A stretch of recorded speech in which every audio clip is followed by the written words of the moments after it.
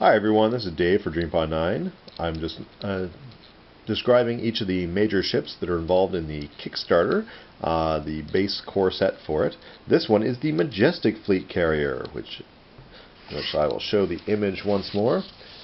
These are the 4 ships that are involved in the Jovian Wars Kickstarter.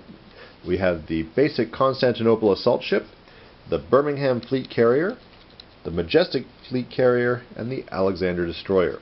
So I'm going to be detailing the Majestic fleet carrier. Let me get a little closer up shot of that.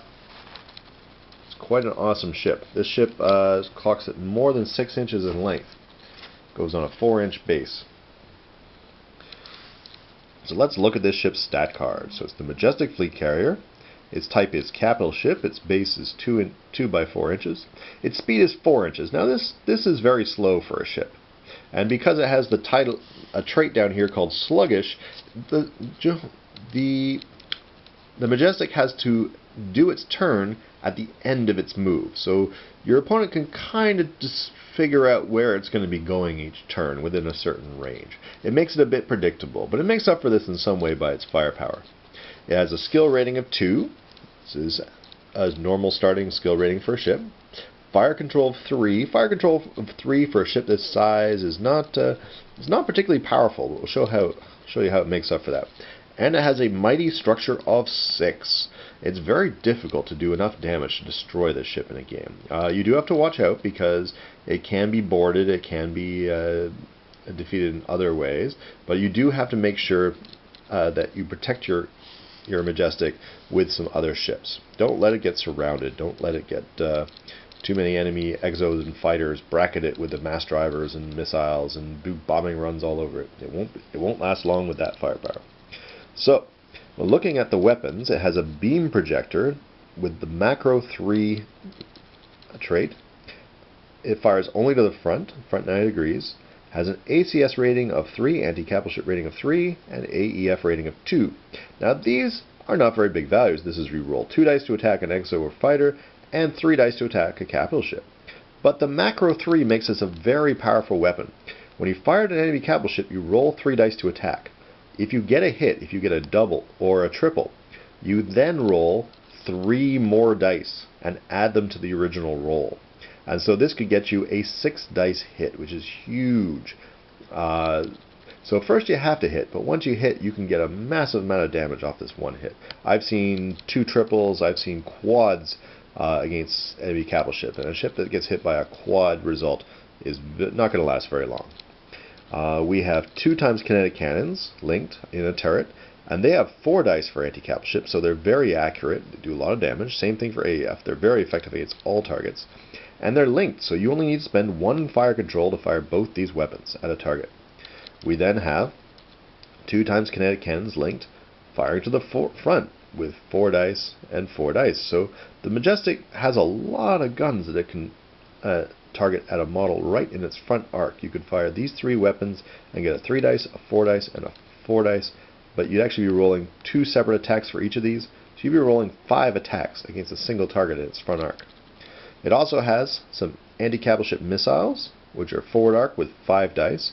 Now this looks like your best attack, but you do normally have to wait until your target's point defense is being damaged somewhat. And if they have any supporting models or exos or fighters helping them shoot down the missiles, it's going to be less effective than some of your direct fire weaponry. But once they knock them down to maybe 3 point defense, or make sure they're only rolling 2 or 3 dice for point defense, that's when you start to fire the missiles and really have a big effect. Those are not very effective against exos. You do have anti-exo and fighter missiles, which are turreted, so you can fire them in any direction. They are not very good against capital ships. They roll 2 dice, but they roll 4 dice against exos and fighters. So if you're surrounded by a swarm of exos and fighters, you've got 3 great weapons, which would turn into 5 because each of these kinetic cannons is doubled.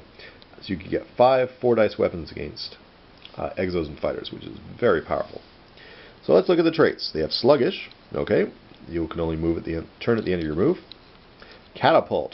Catapult is excellent because catapult lets you, when you deploy an exo from reserve or from one of your hangars, if you've been using them in your hangars, you can use the catapult to place that model 6 inches away. So it gives it a 6-inch bonus move before it even starts its activation, which is quite excellent. It has Repair 4, so it's very good at repairing other models and itself. It can have multiple tries. And it has Hangars 5. This is one of the biggest Hangars rating in the game right now. So the Hangars 5 means you can have 5 exo armor or fighter models land on this ship and get repaired at one time. So this is huge. This is why it's called the fleet carrier, because you can have 5 exos out fighting, doing hit and run attacks, and when they get damaged a lot, bring them back to base, fire out some fresh ones, and you're ready to go.